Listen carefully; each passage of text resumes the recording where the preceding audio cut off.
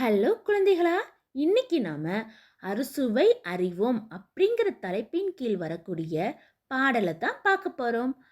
அச்சு வெல்லம் தின்று பார்த்து இனிப்பு சுவையை கண்டுபிடி, இனிப்பு சுவையை கண்டுபிடி. வேப்ப இலையை மென்று பார்த்து கசப்பு சுவையை கண்டுபிடி, கசப்பு சுவையை கண்டுபிடி. புளியங்காயில் நிறைஞ்சு கிடக்கும் புளிப்பு சுவையை கண்டுபிடி, புளிப்பு சுவையை கண்டுபிடி.